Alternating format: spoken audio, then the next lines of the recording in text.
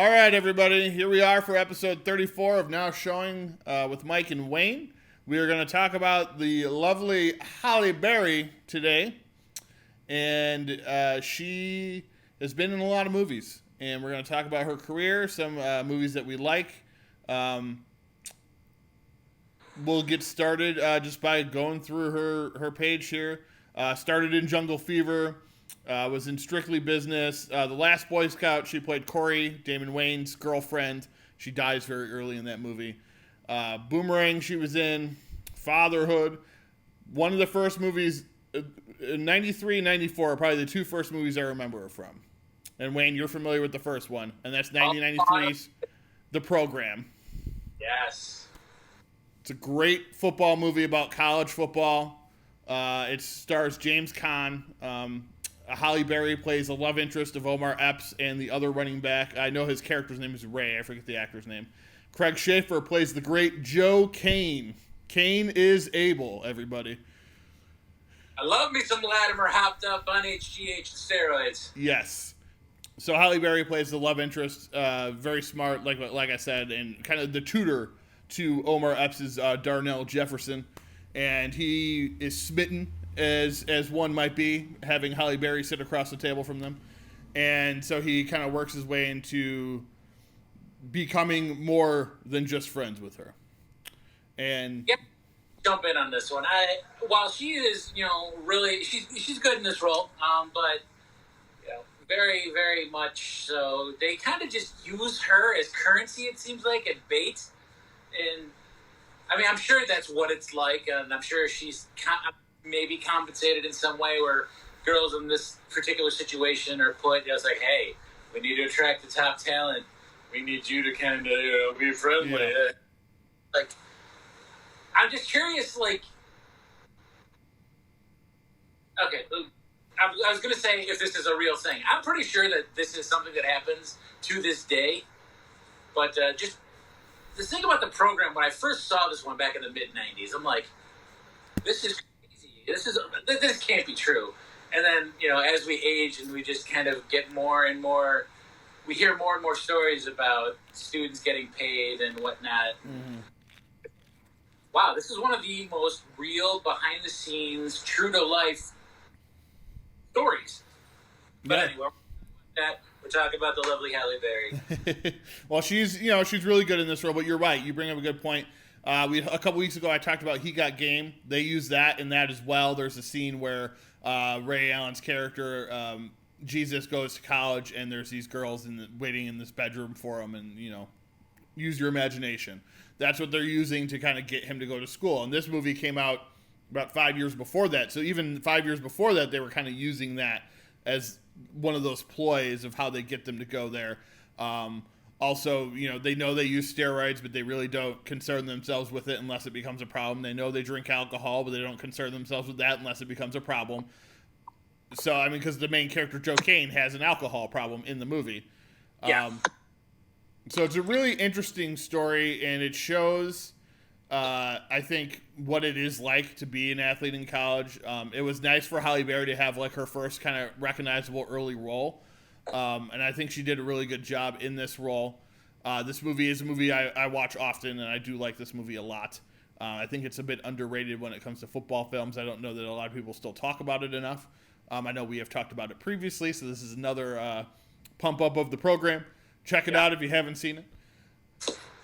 So the following year was probably her first foray into, like, big budget movies. And this was 1994's The Flintstone Movie, or The Flintstones, whatever the hell it's called. She plays Sharon Stone, and yes, that is on purpose. She's like the secretary for Kyle MacLachlan's evil boss, or whatever the hell he's supposed to be. I haven't seen that movie in a long time, but that's probably the other time that I really kind of noticed her. I was only like 11 at that point in time, so it was more just like, oh, there's that person, Halle Berry. It's not. Would you call The Flintstones a good movie, Wayne? When I was 11, 12, when I saw it, I enjoyed it, but yeah, looking back, it's kind of like, John Goodman. I think this one is very high on your list, sir. I'm with you. I remember seeing Sharon Stone. She's pretty. Yeah, pretty much, right? And I think that was the intention. Wow. So I mean, there's that movie. Executive Decision is one I'd like to talk about because I really like this movie. It stars Kurt Russell, Steven Seagal, John Leguizamo, Oliver Platt, Joe Morton. It's got a great supporting cast. It also stars Halle Berry as the flight attendant. It's a movie about a plane being taken over by terrorists, and they devise a plan run by the team's captain, Steven Seagal. The plan is come up with, though, by Kurt Russell, who's like the egghead of the CIA or whatever. I forget what group they're in. And they come with this plan to take this stealth jet and attach it to an airplane, which of course sounds ridiculous, and then climb up through the bottom. This is the one where Steven Seagal's like headlined and he's in it for like 5 minutes, yes, right? Yes, which was great. Thank you. It's funny because it's like probably one of his biggest movies in the 90s, and he's in it for 5 minutes because it's a Kurt Russell movie, really. Let's be honest. It's Kurt Russell's movie. He plays basically the Jack Ryan character. He's not supposed to be in the field. He ends up having to go onto the airplane because they're not able to do what he needs to do from the plane, and the plane's going. The stealth plane is about to break up and like explode and shit. So he's got to get up to the plane to survive. The rest of them get up there. Steven Seagal's character dies, and then it is on the rest of the guys on the mission. John Leguizamo is now in charge of the military part of it, and Kurt Russell's the one that's got to make sure the plan goes through. And they team up with Halle Berry, who is a flight attendant on the airplane, and she is basically trying to keep everybody calm, and she does a good job of helping them kind of maintain the aircraft and end up winning in the end. If you haven't seen Executive Decision, it's a really good 90s action flick. I'd say she basically ends up being like the other main character in this movie, because the military guys are kind of just there. It really is, once they get on the airplane, it's basically her movie and Kurt Russell's movie. So this was kind of like her first co-starring role almost. She wasn't big enough yet to get her name on it. It was, Kurt Russell, Steven Seagal. But she basically is the second lead role in my opinion. And I think she does a good job here. And every time she was in a movie like this back before she really kind of broke big, she did well, and she did a good job and portrayed her characters well, and that's why she kept getting jobs.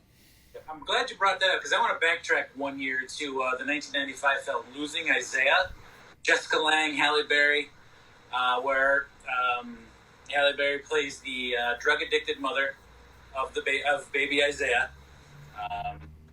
True story, right? That I'm not sure about.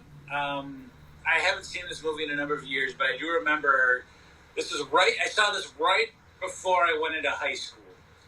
And, having a background in, family members with drug abuse and whatnot, still really didn't understand the ins and outs of everything, but just this situation here where the mother, thinks that her baby is dead. It turns out that, he survives the drug addiction at birth. He's actually adopted by the social worker and her husband, who happen to be white. Years later, she finds out that the baby actually did live, and the big, long custody battle ensues. It's a very good movie. It makes you feel a ton of things. I mean, as a 13-year-old, I didn't really know if I was mature enough to handle that type of, topic. But Halle Berry plays a very convincing role again. She's alongside Jessica Lange, who is, does a fantastic job as well. Cuba Gooding Jr. is also in this. David Strathairn. I just thought that this was a very, very, underrated role for her. I thought she did a fantastic job. I mean, I don't know why this movie isn't talked about more. I enjoyed it, and it was moving for me back in the day. Again, I wasn't probably mature enough to really handle the topic and the information. But yeah, 1995, Losing Isaiah was a pretty good, a very good role for her, which obviously led to Executive Decision in '96. And further, just a little bit more on this movie. It was originally shot for television. I just saw that stat in there. So obviously they saw something they liked. They released it in theaters. It was directed by Stephen Gyllenhaal, who is the father of Maggie and Jake Gyllenhaal. And Samuel L. Jackson and his wife play husband and wife in the movie. So that's a little bit of tidbit there. It's a good movie. I haven't seen it in a while. That's why I hadn't talked about it. Executive Decision, I literally watched a week ago. So I just bought it on Vudu for $5. But yeah, no, that's a good movie. It showed her dramatic range. I'm going to kind of gloss over some of these other movies because I either haven't seen them or haven't seen them in a while. Race the Sun, The Rich Man's Wife, Baps. Baps was an entertaining movie, I would say. It's known as probably one of her worst movies. The other star of that movie just died recently, unfortunately, at still a young age. And it's just a silly movie about two black girls that end up working with this white guy. They want to be music video girls, and they end up being nurses for this old white guy and kind of giving him a last hurrah. I think it's Martin Landau, I want to say is the old man. Yes. And it's a stupid movie, but it's fun. And her and the other actress in it have a good time in the movie. But yeah, it's not this is me telling you right now, Baps, not a good movie. But it would probably be in our awfully good section if we were to talk about it anytime in the future. 1998 is a movie I think that kind of came out. It was a big hit, and then it disappeared because I think it was somewhat controversial a little bit. Warren Beatty, Halle Berry, Bulworth, the political satire, maybe a little bit ahead of its time, I guess. Really good, though. A really dark movie. Kind of it deals with a lot of appropriation, stuff like that, even I think before we were really talking about it. Right. And I think maybe at the time that's why some people were not happy with that movie. But it was dealing with it in the satirical sense and showing that it was bad. It was supposed to be while it's funny at the time in the movie when you're watching it, there are some more consequences to what happens to the main character of Bulworth because of some of the things that he has done. It has a great supporting cast.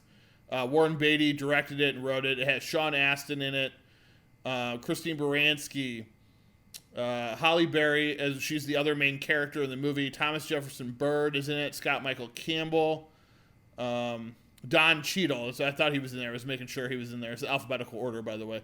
Michael Clark Duncan plays the bouncer. Nora Dunn from SNL. Let's see. Give me a second just because it's alphabetical here. But it's I haven't seen it in a while. I would actually like to sit down and watch this movie again to see if it still holds up. The late Larry King played himself, of course. Joshua Malina was in that one as well. But good. Go ahead. Sorry.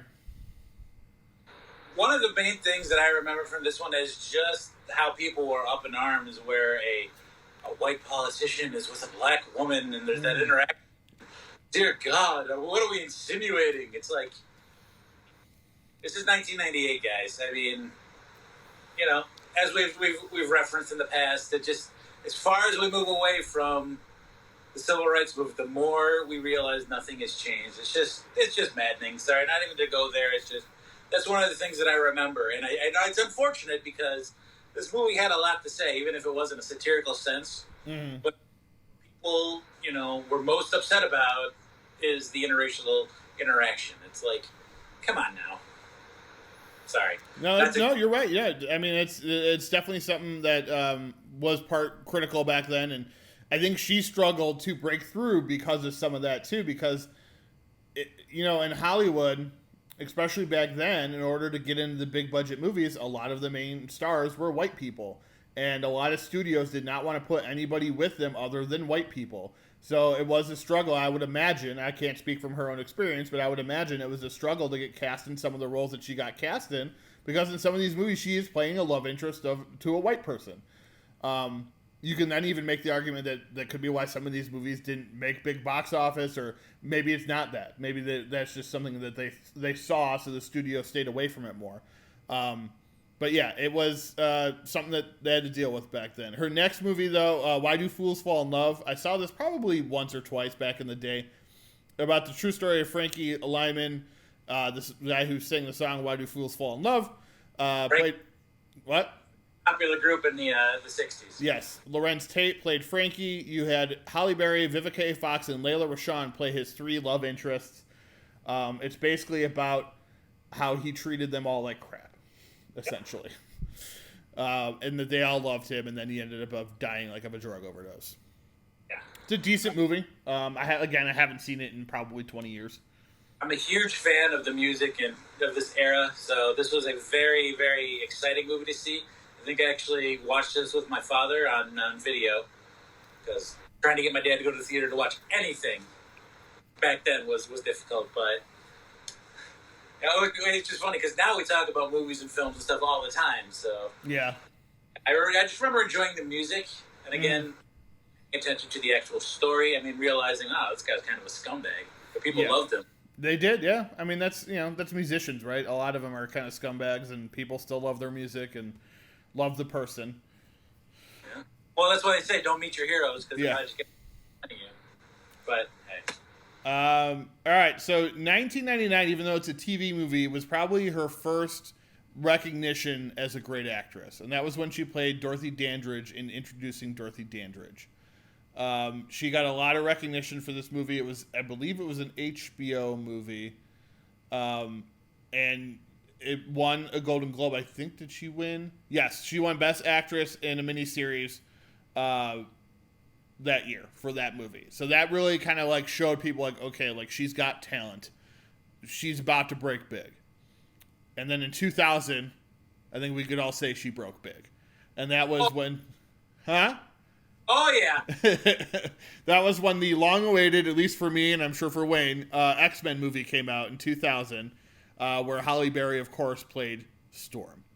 And while the accent was a bit rough in this movie, her performance was pretty solid for the most part. Some of the dialogue was bad, but that wasn't her fault.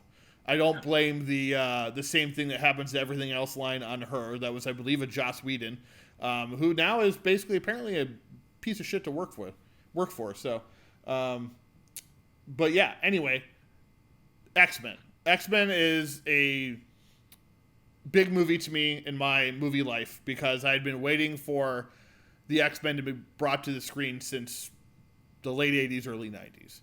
And I was a huge fan of the TV show and the comics, and I would buy the comics every time I would go to like the grocery store. People in Chicago, remember Jewel used to actually sell comic books. Yeah. They would have a rack of them kind of like by the pharmacy area over there. Over there at the Jules? At the Jules in Chicago. And so this movie was just huge for me. And to see her play Storm and to even attempt to do the accent, even though, like I said, obviously it turns out she's just not very good, I think, at doing accents. She dropped it by the second movie.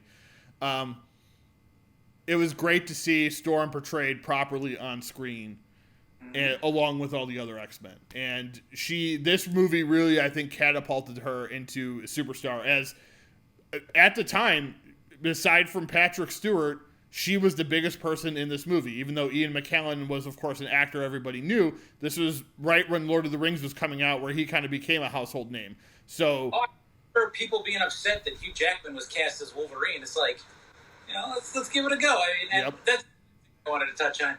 I remember people calling me, "Oh, you mean the Wolverine movie with the other mutants in it?" Yeah. Like, get those two focused on him. And while I'd like to have seen more involvement from the other X-Men, I love this movie. Same with you. We did a whole podcast on it, so everyone knows how we feel about this franchise. If you haven't seen it, check out the best 2 hours you'll ever spend talking about mutants. Yes. I mean, sorry, not seen. Yeah, that's okay. You could watch it. You could watch it on YouTube and see our graphic that I created. It's pretty sweet. Yeah, it's just a great movie. We talked a lot about this movie, but she is fantastic in it. And yes, it was a Wolverine movie. I do agree with that sentiment, but you have to remember in the 90s, that's when Wolverine became everyone's favorite X-Men. So when they made the movie, they knew they had to have him as a main character, and they weren't wrong. My wife loves those movies because of him. So like there are people out there that needed to be a reason why they saw the movie.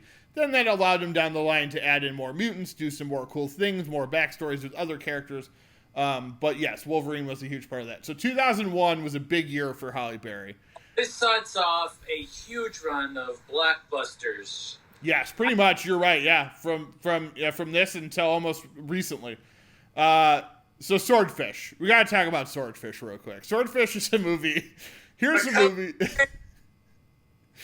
Here's a movie that would definitely, if neither one of us had seen this before, would definitely be a great one for Awfully Good or Just Plain Awful. Because it's not a good movie, but I love the shit out of it. It's so badly good that I enjoy watching this movie on a regular basis. The big thing about Halle Berry in this movie, everybody knows, is the nude scene. She got paid extra for this. I believe it was $1 million each for each boob. That's the joke that she made. I made $1 million for each breast. It stars John Travolta and Hugh Jackman, her co-star from X-Men, Don Cheadle, Sam Shepard, Vinnie Jones, Drea Di Matteo. Just a great supporting cast. It's directed by Dominic Sena. And I think it's Sena. Sorry, Dominic Sena. It's just a crazy, stupid movie about a hacker who's got to hack his way into a bank and help the bad guys steal a bunch of money. But there's some twists and turns and stuff throughout the way. Not everyone is who they say they are. And even when they say they're somebody else, they're not even that person. So there's a lot of back and forth and who they may or may not be throughout this. Illusion! Yes, exactly. Not unlike something like Now You See Me, actually. I would even know Now You See Me is a little more of a fun caper. This one is maybe a little bit more serious, a little more action heavy. It's just, you have to see it to believe it. There's an entire scene where they chase Hugh Jackman down this giant dirt hill on the side of California that probably would have killed all three men involved, but it's kind of hilarious that it happens in the first place. He jumps down this hill, and then the FBI guy's reaction is to also follow him down this hill instead of, Don Cheadle drives down the hill like a normal person. I don't know why you're surprised. I mean, Hugh Jackman's got that adamantium skeleton and all. Wrong movie. Sorry. It's true. No, I think he had it put in real life. He's very method. He's a very method actor. Doing the meth will do that to you. So we go probably from one of her strangest, weirdest action movies to her Oscar win in Monsters Ball. Oh my goodness, Monsters Ball, yes. This is a movie. First off, I don't know if you should be that's excited to talk about it, Wayne. It's very. I do too. I love it too. It's a great movie. It's very tragic. It's a tragic film about tragic people and depression and death and guilt and everything that gets left behind when we lose somebody. And it's a really difficult movie, I think, to just kind of watch on a Sunday. Hey, let's watch Monsters Ball for a good time. I don't know, man. There's some rainy days in the fall, winter, or this is exactly what I need. That's true. You know what? You make a good point. Obviously, a lot of people know it for the almost X-rated scene that happens in the movie.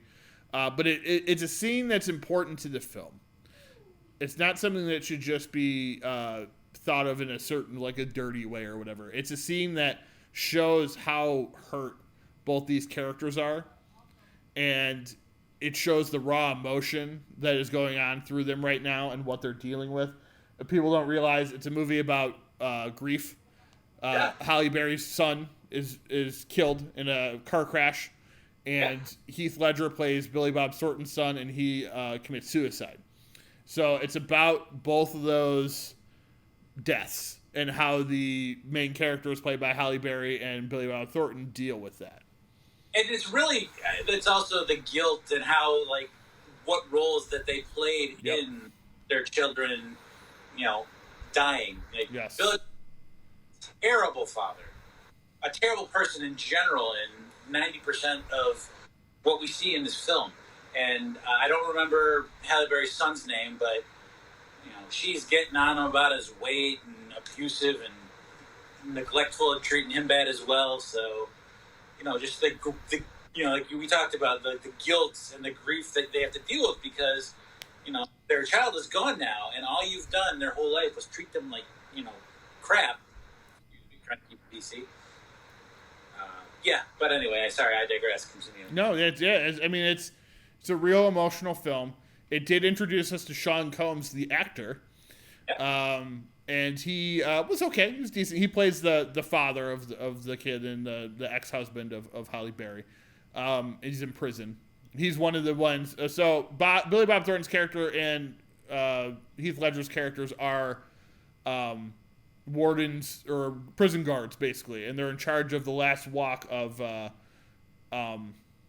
Lawrence. Yes, and people on death row.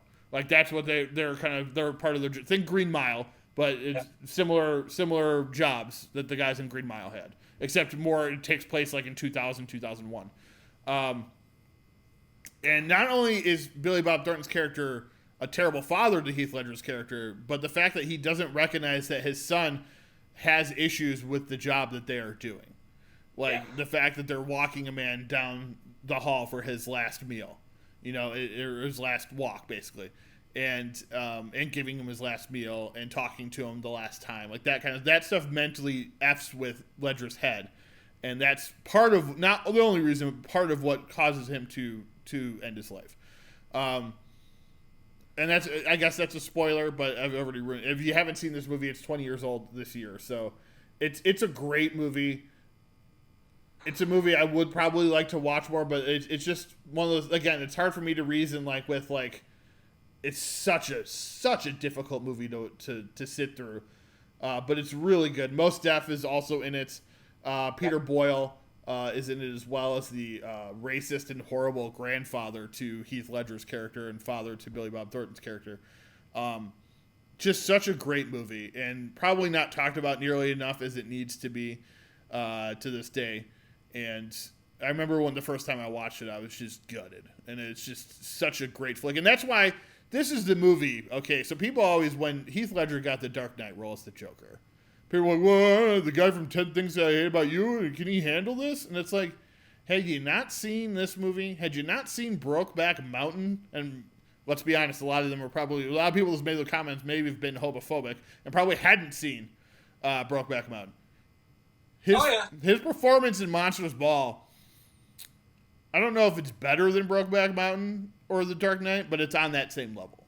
And it's a much smaller role. He moved for a short time. He's very powerful in it. Yes. Oh, yeah. He's fantastic in it. And he's got this, he always had this look where you could just feel whatever his character is feeling. And like just the pain or the confusion or the hurt or whatever. It's just his facial acting just... Yeah. He gives off this vibe that, you just feel what his characters are feeling.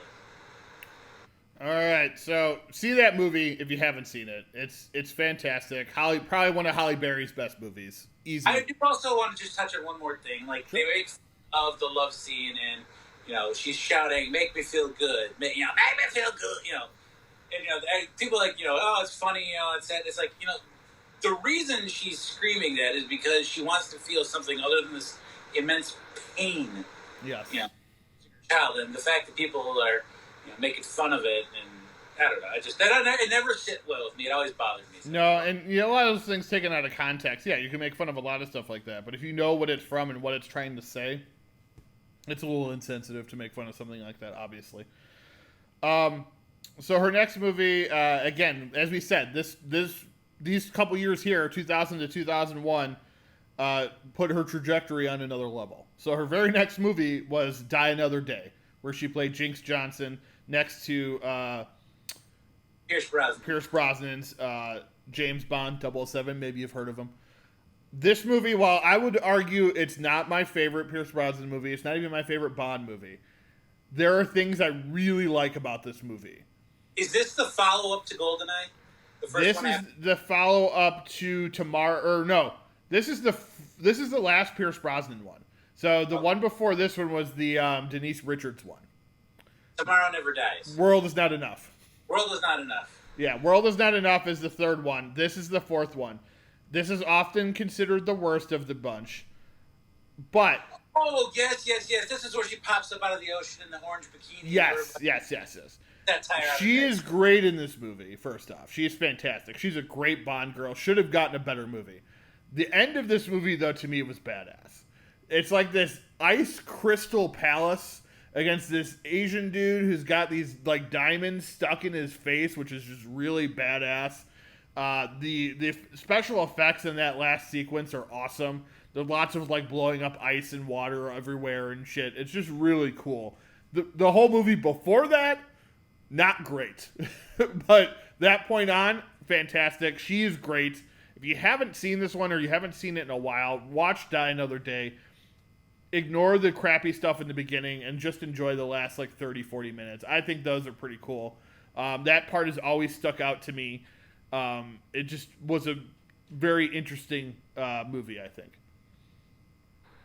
X2, we talked about a lot in our X-Men. One of my favorite X-Men movies of all time. Great movie for her. She was fantastic in this one. She and Jean Grey kind of get their own little story in this one where they go and find Nightcrawler, who's also one of my favorite mutants. So I'll always remember her for this role because it like kind of led me to some of my favorite, meeting some of my favorite characters as well throughout this franchise. She's great in it. Gothica. It's okay. Robert Downey Jr. The whole aspect and the spin at the end and whatnot. I thought it was really good. You liked it? Okay, go ahead. Talk about it. Well, I just talked about it. Yeah. It's not.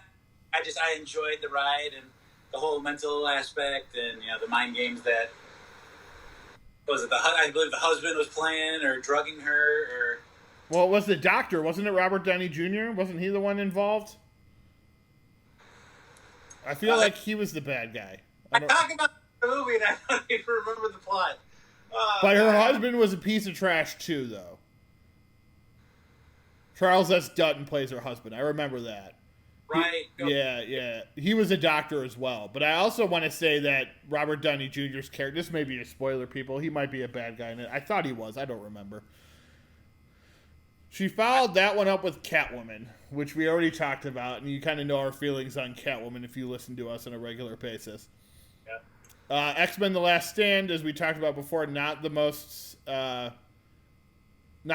X-Men movie. She's fine in the movie, though.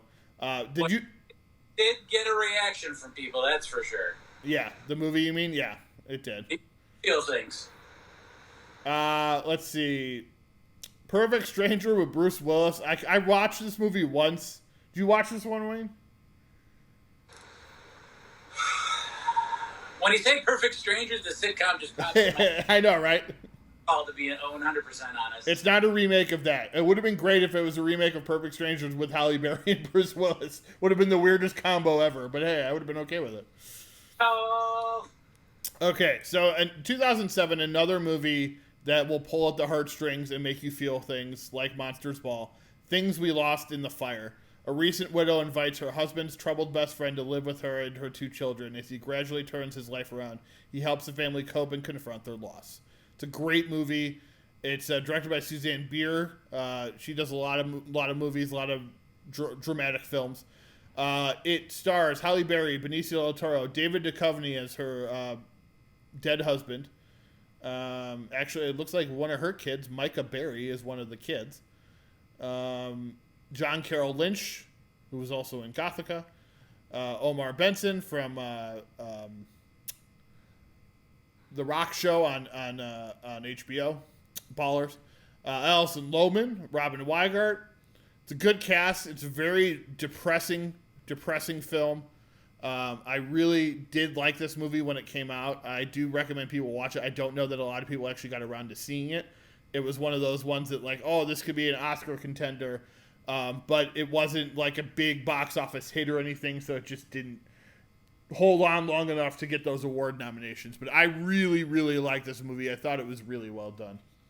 This is one that I just missed. I don't recall ever hearing about it, and something I will definitely revisit in time, for sure. Yeah, you should watch it. It's good. All right, so I'm going to jump over some of these next ones, Wayne, unless you want to talk about them. New Year's Eve. That really jumps out. Cloud Atlas. I remember being talked about a lot, but I never actually saw it. So me either. I did see The Call in 2013. It was decent. It's her and the girl from Little Miss Sunshine, Abigail Breslin, and Morris Chestnut. It's about a girl who gets kidnapped and the only person she's able to get a hold of is Halle Berry, who is a like a call center for 911. And people don't even believe her that it's real. Not that they don't believe Halle Berry; they think that someone's playing Halle Berry's character. But it is real, and there's a girl being taken around town in the trunk of a car, and Halle Berry's doing her best to try to find her. It's a good suspenseful movie. I didn't love it, but it's entertaining enough. It's out there. I think it's like on Hulu or something. It's been around. And then comes X-Men: Days of Future Past, which we talked about. We both love this movie. She's not in it that much. She's in the beginning parts of it, and then towards the end as well. Actually, she may even be. Is she just at the end, or is she in the beginning too? I don't even remember. I know she's at the end. I don't remember her being in Days of Future Past at all. She's at the very end when everything goes back to normal and Wolverine is back at the mansion and he sees everybody again. They brought everybody back. So like Patrick Stewart's there, James Marsden's there. Storm is there, Rogue is there, like they're all there at the mansion because he fixed the past. Oh yeah, I'm getting confused on my X-Men movie, man. I'm sorry. Yeah, that's okay. First Class, not Future Past. Yeah, Future Past. Yeah, she was not in First Class. That's what she was. What? So, anyway. And then her next one, similar to The Call, is Kidnap. Except this time she plays a mom whose child gets stolen while she's on the road, and then she kind of like that new Russell Crowe movie goes like all rampage and like tries to get the child back. Another interesting like thriller. I don't know who you are, but I have a very specific set of skills. It does not star Liam Neeson. Kidnap right now. I get a little confused. This one stood out to me. I just kind of was like, it's a thing. I don't know. It's okay. It's not terrible. I watched it when it came out. It was fine. It's an entertaining movie.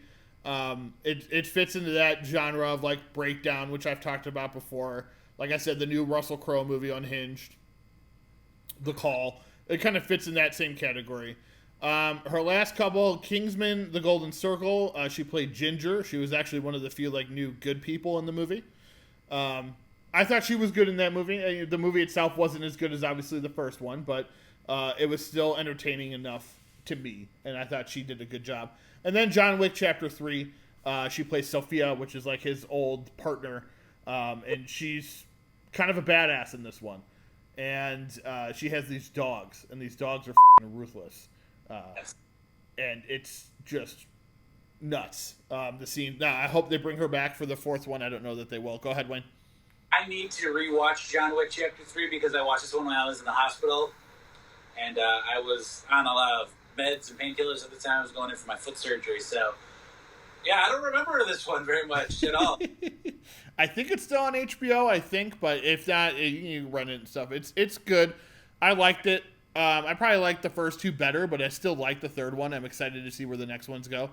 And then the next thing she has coming out is Bruised, where she plays an MMA fighter.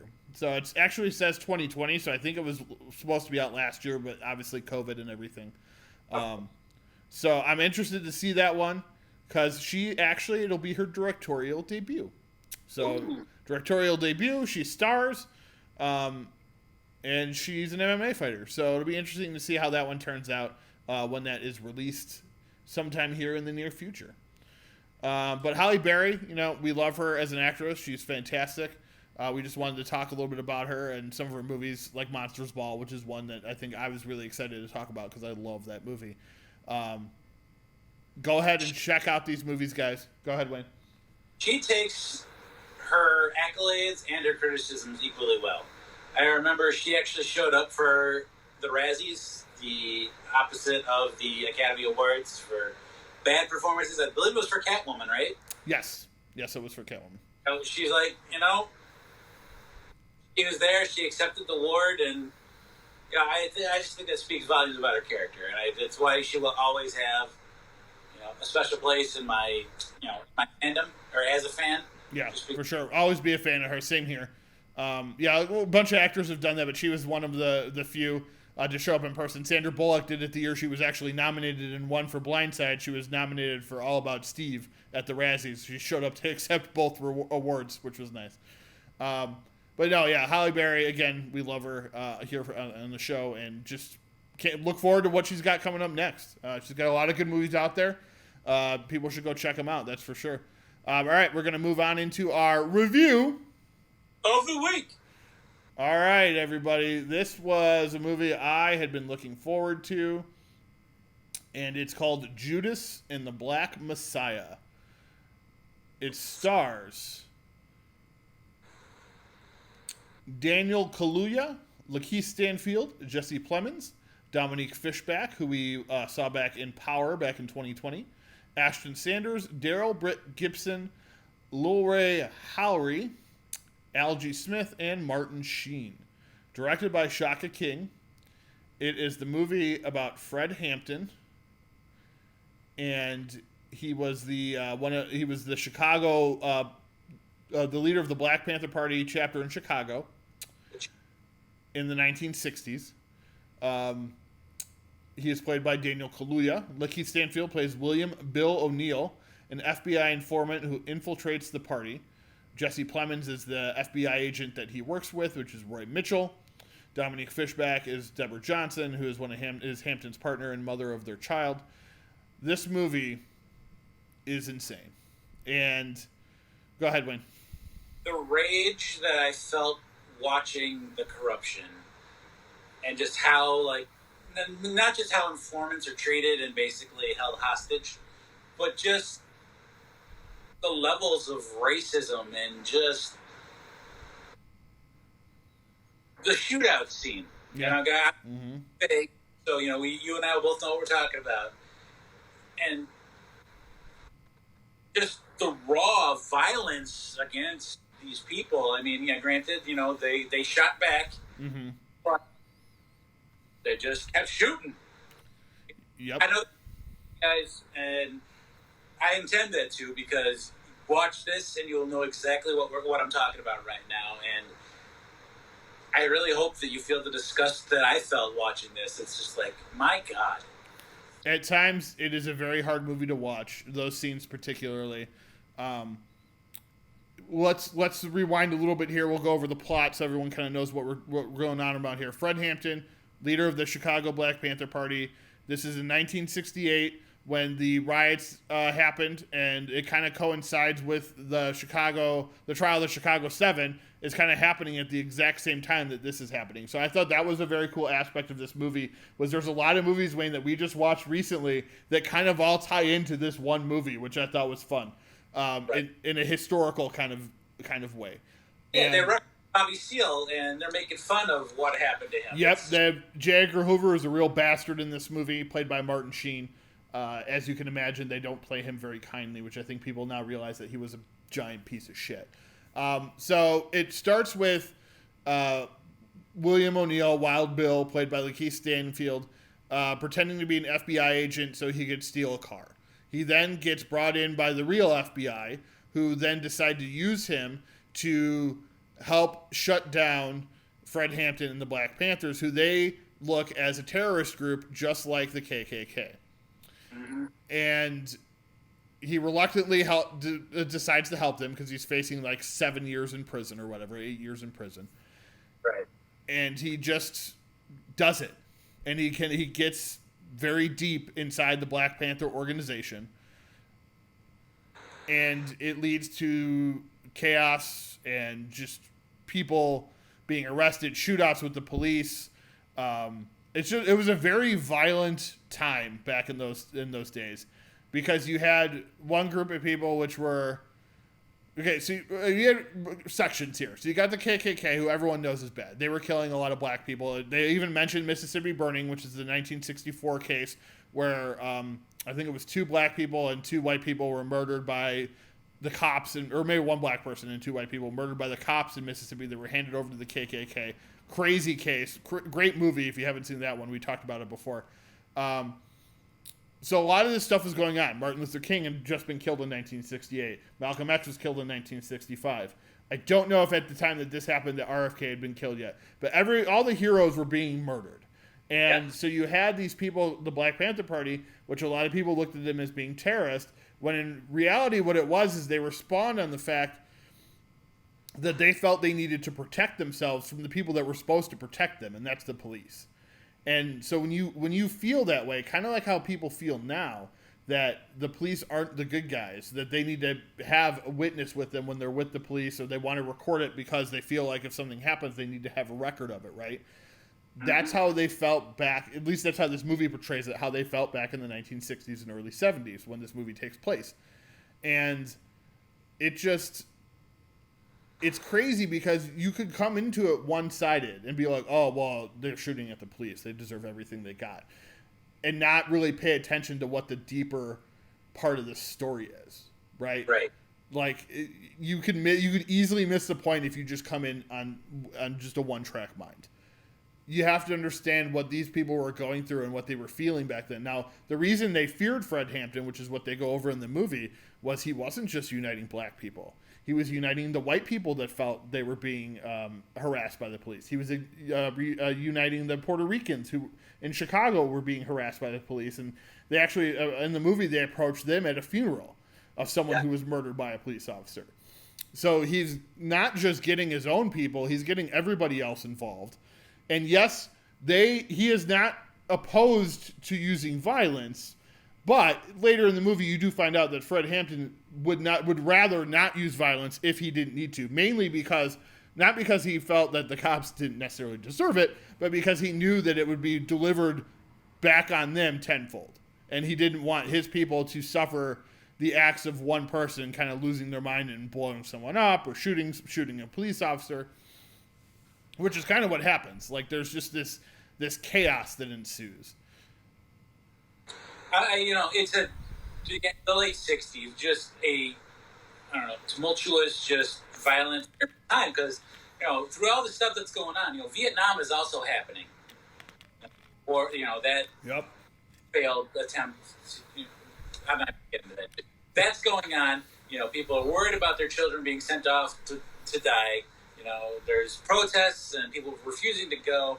All of these people who are standing up for change are being murdered. I can't imagine, we stop and think about what we're going through right now. And then, I don't even know what the point I'm trying to make is with the comparison there. It's just like, what is with all the hate? And okay. Let's get back to the movie because I'm going to go down a tangent. I don't want to go down. Well, and it's okay because this movie makes you feel that. It really does, and in a I don't want to say in a good way, but in the way that you should feel, and it makes you angry, and it should make you angry that stuff like this happened, and that again, this is a good example for today because people always make the argument of, oh, well, he had a gun or he was a bad guy, so he deserved to get shot. This, again, makes that argument of this is true stuff. So I'm not even gonna worry about spoilers here. This is a true story. If you want to look it up, you can look it up. Fred Hampton was shot while he was sleeping. And yes, he did some things that were not good, and he wasn't a great person all the time. He was fighting for something, I believe. And doing that, he made some decisions that I'm sure he probably even regretted at the time that he made them. But he was killed in cold blood. And that's not right. Even if you're a bad guy, you have the right to be arrested and the right to face a trial, right? Like that's the world we live in. And he was basically assassinated by the police. Now the police obviously deny this, but they did settle a case with the defendants who were the people that survived the raid that killed Fred Hampton. And we do find out what happened and the resolutions to what happened. They put up some text at the end of the film that explains all of this. I don't know if we really want to go into that or want to spoil No, we don't need to go into that, but it's just I think it's a movie that people need to see. Yeah. And absolutely. Even Fat Matt Damon is an interesting I jokingly refer to Jesse Plemons. It's interesting for me to keep seeing him because I'm so used to actors like losing weight all the time that like he gained weight for a role not too long ago and he just kind of kept it on, and it's cool. It's totally fine. I have no problem with it. It's just you're so interested in Hollywood, seeing him go up and down all the time for roles. He looked good. He was fine. He played a piece of shit FBI agent, and he used Wild Bill, and it's just one of those movies that it really just it makes you angry, and it should make you angry no matter who you are, because no one should have the abusive power that the FBI showed in this movie. And it's the same in the Richard Jewell movie that Clint Eastwood did. Same thing. FBI ruined that man's life. The FBI ruined a lot of lives in this time. J. Edgar Hoover was out for blood. I was going to say vengeance, but they really didn't do anything for him to be vengeful for. He was out for blood. And he wanted them to pay. It was wanting people to realize that no one was above the law, that no one could do this, but he went so far as to do it with hate and racism and just really just a hateful person. At least that's how they portray him in this movie. And the fact true story, it leads me to believe that that's how he was. Right, exactly. Exactly. And I just always like to leave that gray area. You never really know how someone was, I guess, but this is how he's been perceived throughout history. And he was in charge of the FBI during all these crazy times. And it's a movie people need to see. Daniel Kaluuya gives wonderful, wonderful performance as Fred Hampton. Lakeith Stanfield is also very good. I feel like the reason Kaluuya is getting the nods this year is because there's a lot of scenes that you could go like, oh, well, that's why. Like he gets a lot more powerful scenes where Lakeith is more in the background a lot. He doesn't have a lot of the emotional scenes that Fred Hampton has, I don't think. You see just the struggle that he's going through, because it does seem like he truly believes in the movement. Yes. But got to watch out for himself, and got to keep. Very interesting, William O'Neill and the backstory that is revealed about what happens to him. Yes, and if you could, if anything, go look up William O'Neill, see what happened to him. It's a crazy story. The crazy scene that when Fred was preaching and Jesse Plemons' character, Bill Mitchell, was in the freaking crowd, and he saw him, and he could tell that William O'Neill was not just pretending, he was in it. He wanted to be a Black Panther, and he was being a Black Panther. It gave him a purpose, I think, because they kind of show in the movie he's a car thief to start. And I think even though he was infiltrating the Black Panthers, I think at a certain time it gave him a purpose. And he was all about protecting Black people and trying to help the movement, but also not wanting to die and be murdered. So he knew what they would do to him if they found out he was a rat. So he did do some things that maybe, if he thought about later, he may not have. But it's just... Go ahead. Sorry. I was going to add, I thought we were done. Oh, we were moving on. I apologize for cutting off. I wanted to talk about just the chemistry between Dominique Fishback and Daniel Kaluuya. I loved their scenes together. And I just, agree. how in the beginning she talks about being a poet and, maybe stop attacking the folks because you are a poet. And maybe you could use your words in a different way to reach the people. And I just, the scenes where they get romantically involved and you could just see where they establish the connection. I just thought that these two actors really worked well together, and I enjoyed their scenes. No, they did. It was great to see. Like I said, we saw her in Power last year with Jamie Foxx and Joseph Gordon-Levitt. She was really good in that. She did a really good job here. I didn't realize she was in it until I saw the movie. And it was a pleasant surprise because she's a good actress, and I look forward to seeing what she has to do in the future. I think Kaluuya, in most years, might be a frontrunner for Best Supporting Actor. I don't know that he's going to win this year because of a man we already talked about in Leslie Odom Jr. in One Night in Miami, but who knows? We'll see. I do think it's interesting as well that he's a supporting actor when in reality him and Lakeith Stanfield are both the stars of this movie. There really is no other star, so it was weird to see them kind of both be considered supporting characters. And but we'll see what happens. I mean, it's a great movie. You should watch it right now. It's on HBO Max through like March 18th, I think. Go check it out. Enjoy it.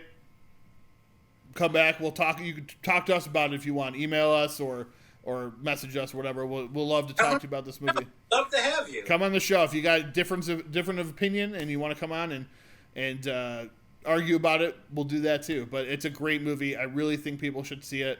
I hope come Oscar time, because I think the problem with the Globes is not a lot of people saw it, so it only got the one nomination. I'm hoping Oscar time it gets a few more recognition. It gets some more recognition because it deserves it, and it's a movie I think that people should see.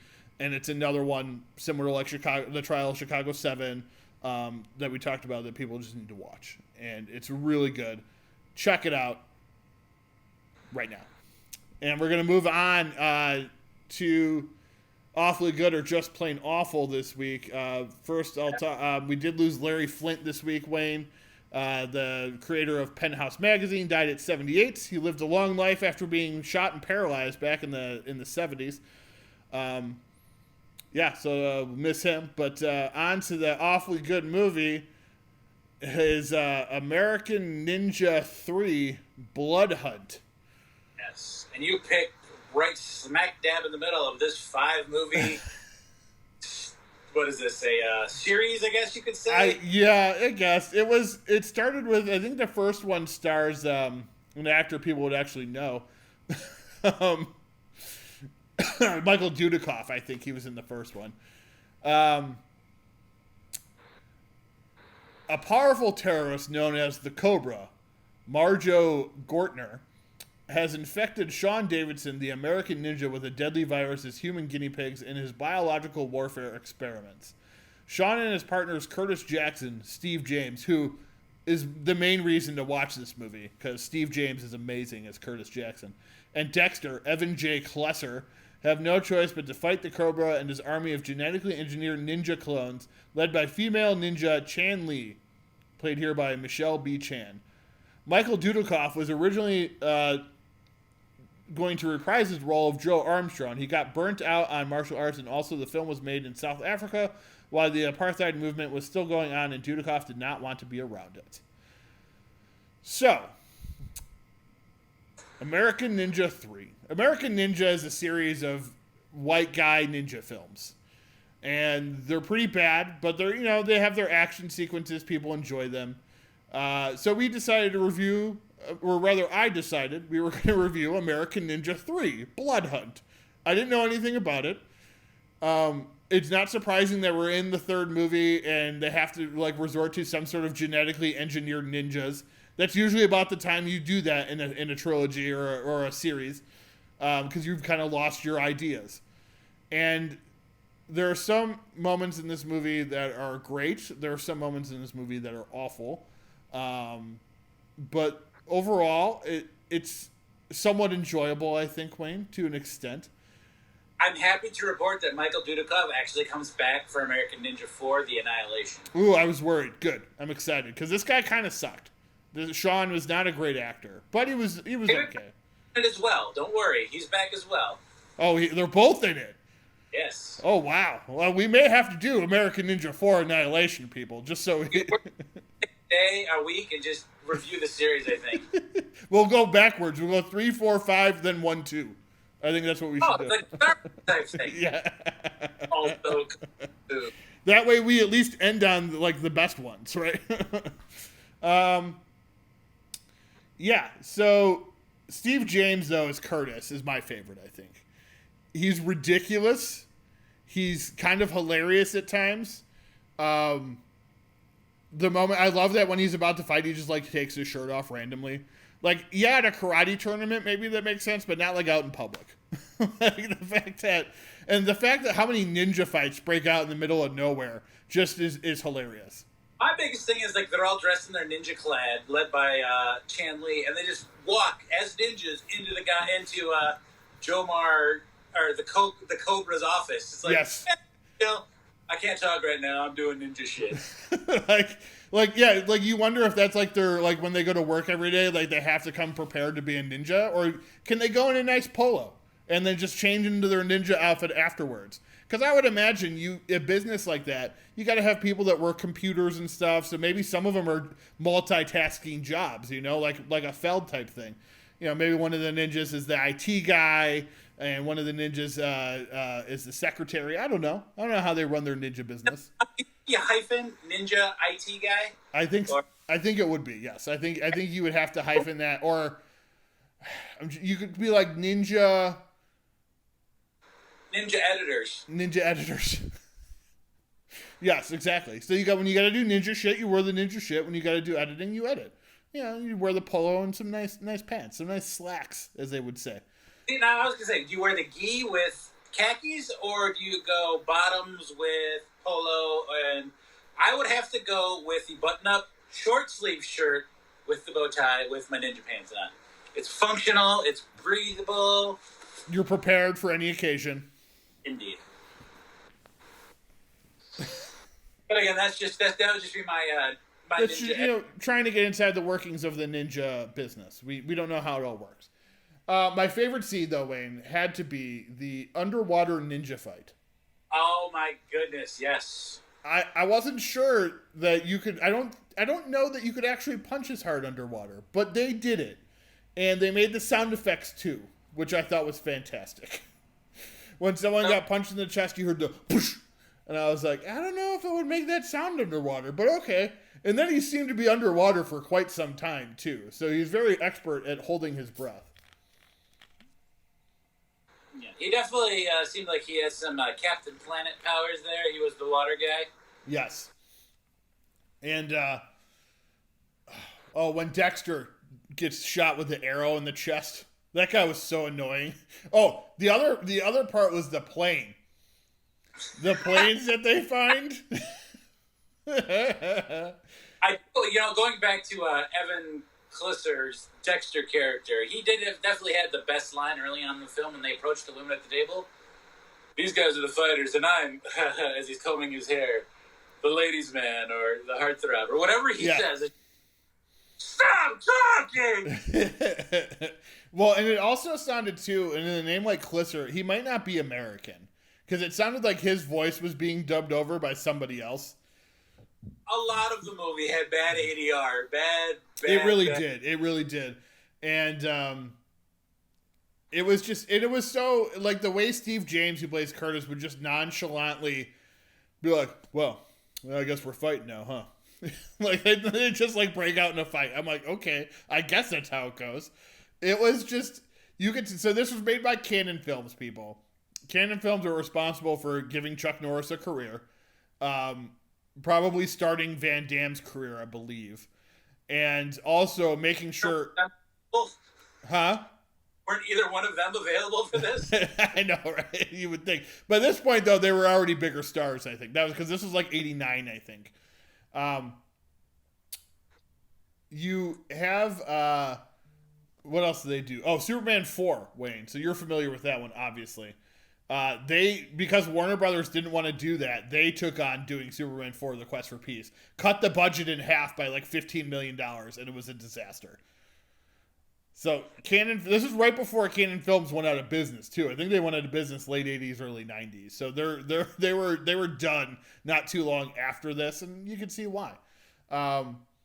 It's a bad movie. It really is. But the underwater fight scene and the airplane scene are hilarious, because the airplane scene is like, they're not even flying like really real airplanes. It's like flying glide machines, and then like Dexter's like starts to fail, and he's just like, oh no, what's going on? And they keep cutting back, like, oh no, you got to be able to land it in the back of a moving truck. And it's like, wait, what? Like, they've never flown these things before. And then of course he lands it in the back of the moving truck. And then Curtis is like, hey, we need to dump this. I can't carry this. And then they dump it and they move on. And it's just so dumb. It's such a dumb movie. But there are a lot of fun elements to it. The fighting isn't altogether awful, which for this type of movie... Bradley's ability to kind of use nunchucks. Kinda. Yeah. Yeah. But yeah, it's pretty bad. So I would say it's right in the middle of awfully good or just plain awful. Wayne, what are your thoughts? There are better bad movies to watch.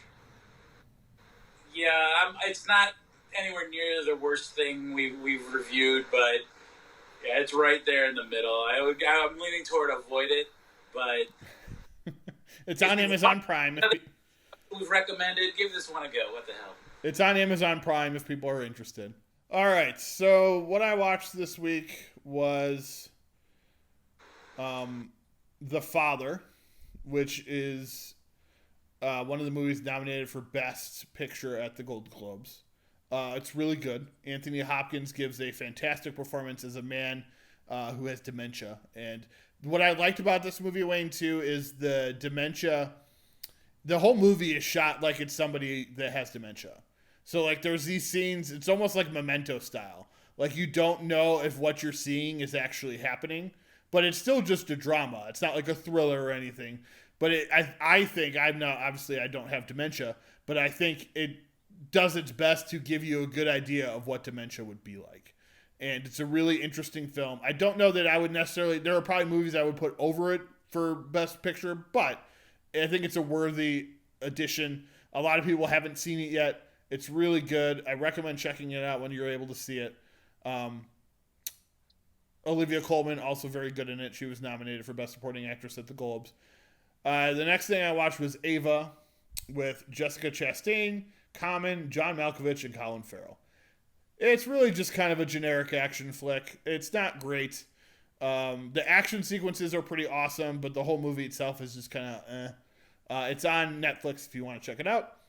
My brother-in-law recently purchased Commando, which hooked up with my Vudu, so I watched the Commando director's cut. I've seen Commando before, but I hadn't seen it in a while.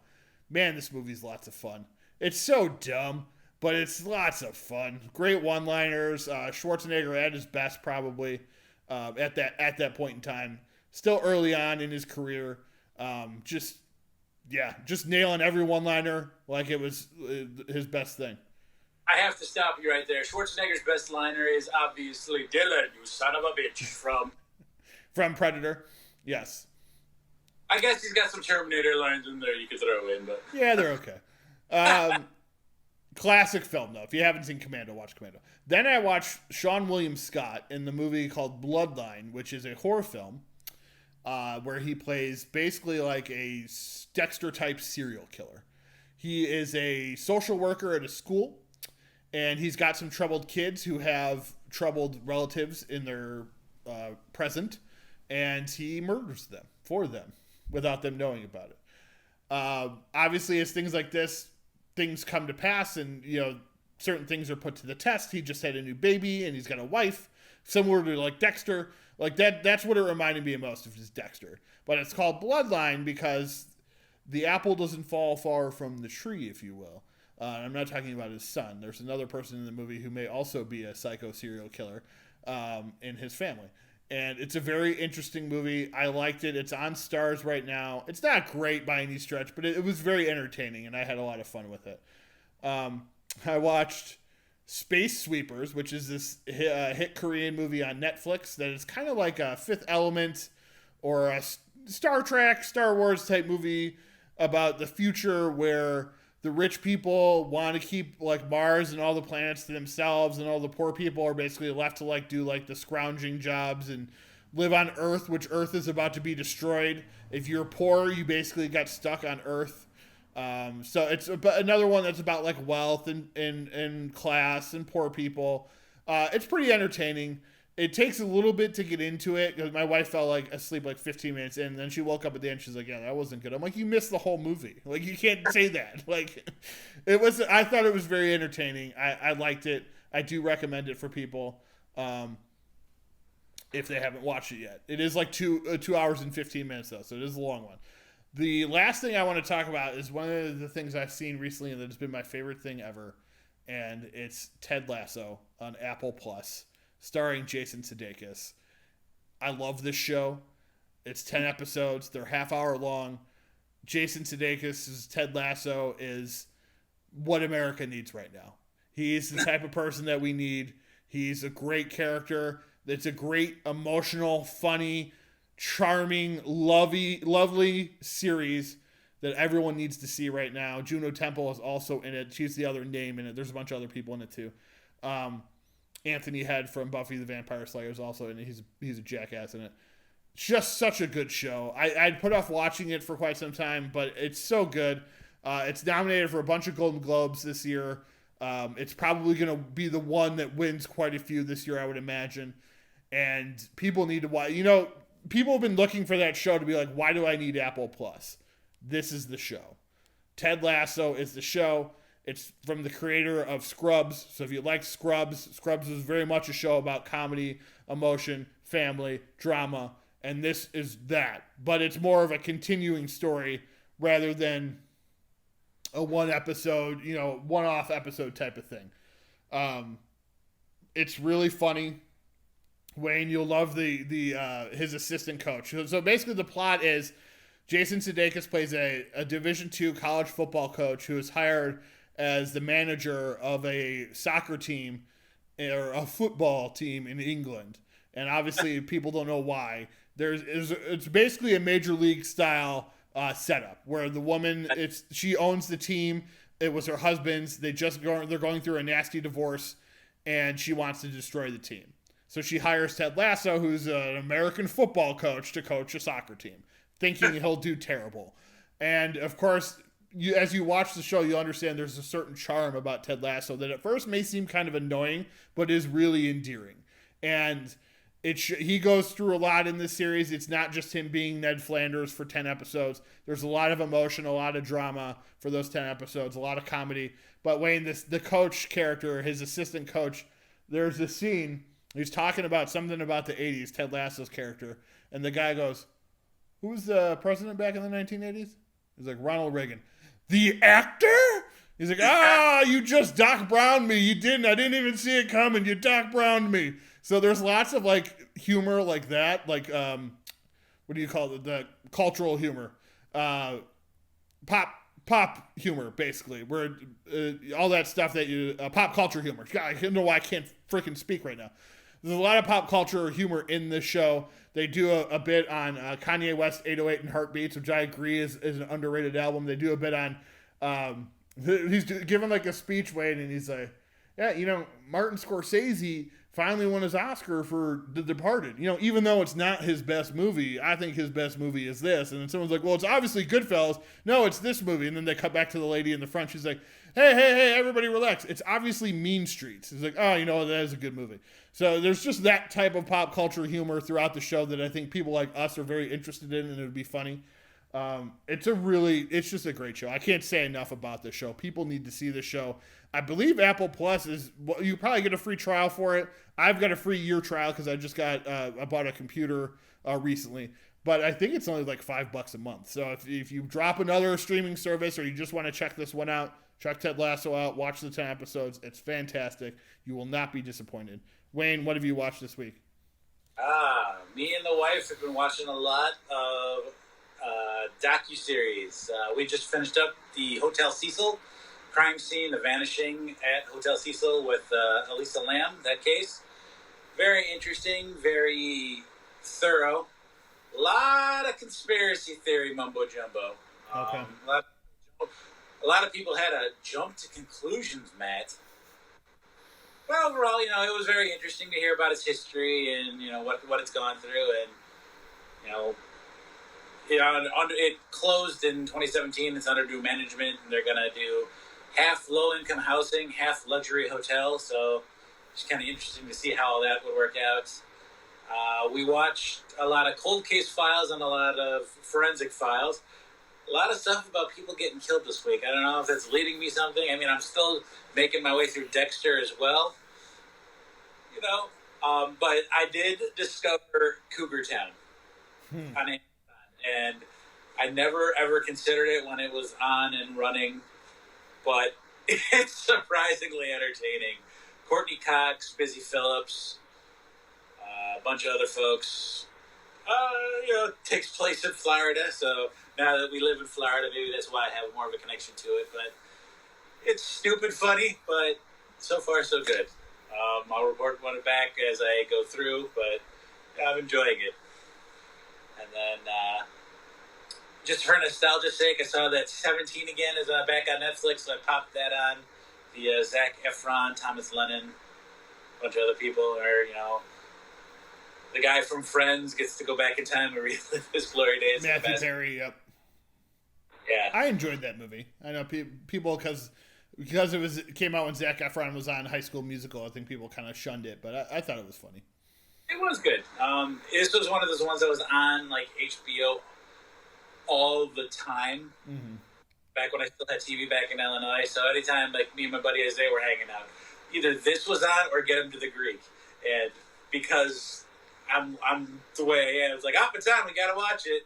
And everybody would get. We had literally seen it already 6 or 7 times. Like, we're going, we're what? Because it's on for background noise, and I'm just a completely terrible person. So hey, suffer. I can attest to that. Yeah. But yeah, that's about it for this week anyway. Okay. Some good stuff there. Lots of murder in Wayne's diet this week. All right. Also, wait, one more thing. Letterkenny on Hulu. Is it good? I haven't watched it yet. Is it good? It's hard to classify it as good. You have to have a certain personality to enjoy this. And I don't know if you've seen Strange Brew and other Canadian. Yeah. I love Canadian humor. Slapshot, the hockey movie. Yeah. I'm enjoying it. So yeah, give it a watch. And yeah, maybe that'll be one of the next things I watch. I heard it was really good. All right.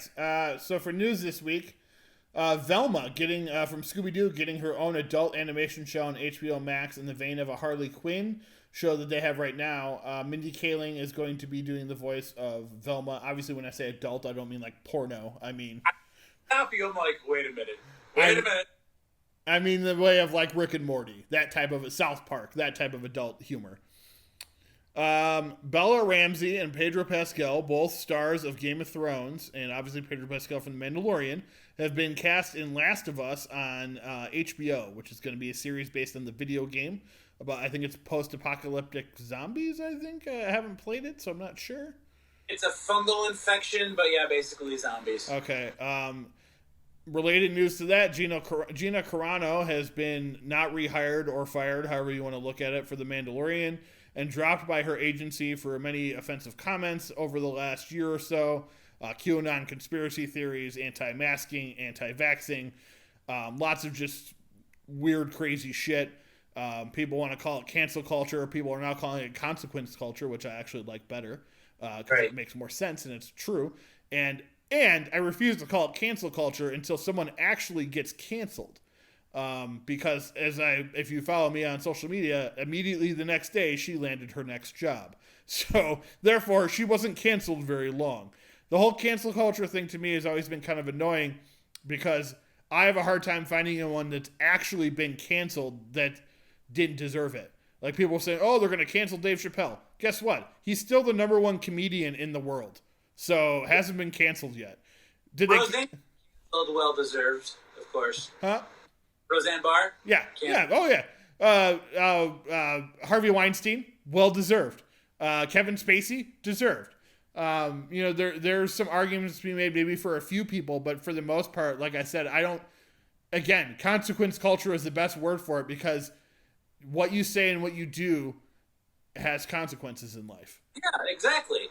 You want to talk a bunch of crazy lunatic mess with no real proof and to just attack a group of people or a situation and you think you can just get away with it scot-free. No, I'm sorry. Yeah.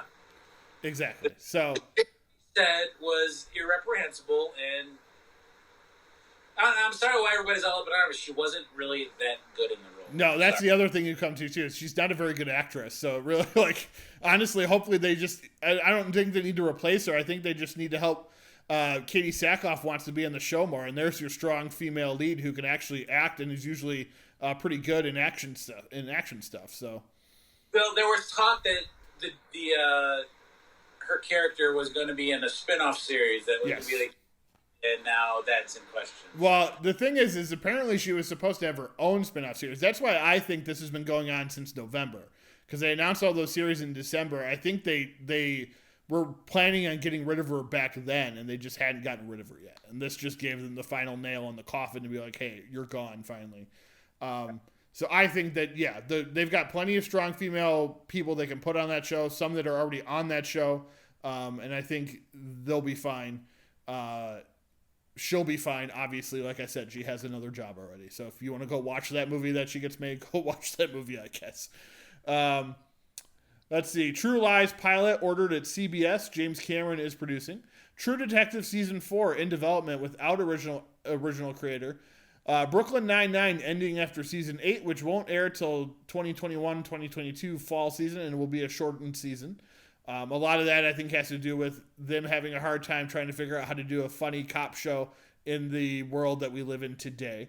While I'm disappointed because I love that show, I respect that they're at least finding a way to end it and then move on and do something else.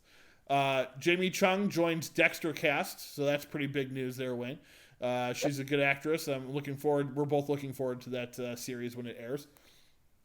Adam Weingart, who is the director of the new Godzilla vs. Kong movie, and The Guest, and Your Next, will be directing the Face Off sequel. Originally, it was reported as a remake. Apparently, him and Simon Barrett are going to be writing a sequel of Face Off, which I'm interested in, because I love Face Off, because it's one of the best Nicolas Cage movies of the 90s. No one can argue otherwise, because I just stated a fact. Good. Kate Blanchett, Kevin Hart, Jamie Lee Curtis, and Jack Black all join Eli Roth's Borderlands film, which is based on the popular video game. Phoebe Waller-Bridge and Donald Glover are co-creating Mr. and Mr. Smith TV show for Amazon Prime. I don't know whether they're either one of them are going to be in it or not, but they are both working on it together. They both were in the movie Solo together. Clue, the animated series, is in the works at Fox, and the Underwater director is going to be directing a new take on the Paranormal Activity series. So I'm interested. As much as I'm not actually a huge fan of that series, I really liked Underwater, which came out last year with Kristen Stewart. So I'm excited to see what he can do with that series. Movies coming out. The first Paranormal Activities movie against my will, because as you know, that type of horror freaks me out. Yeah, I know. You're a giant pussy. Wow, such language. You may want to edit that one out. Maybe. Let's see. Tom Clancy's Without Remorse, starring Michael B. Jordan, hits Amazon Prime April 30th. And Yes Day with Jennifer Gardner and Edgar Ramirez hits Netflix March 12th. That is our show for the week, everybody. We appreciate you listening every week. Hopefully you're listening every week. If you're not, then maybe we don't appreciate you as much. Obviously, that was a joke. Follow us at Now Showing with Mike and Wayne on Facebook and Instagram, at Now_Wayne on Twitter. Email us at nowshowingwithmikeandwayne@gmail.com. You can find me on Twitter at WeAreScrewed2, on Instagram at Mike1830, on Facebook at Michael Kirkpatrick, and the one with the Now Showing logo. The other one is probably my father. Wayne is on Twitter at Facebook at Wayne Yerke, and on Instagram at Wayne_Yerke. Find us on Entertainment Buffet's YouTube page. For Wayne Yerke, I am Mike Kirkpatrick. Thank you for listening to Now Showing with Mike and Wayne.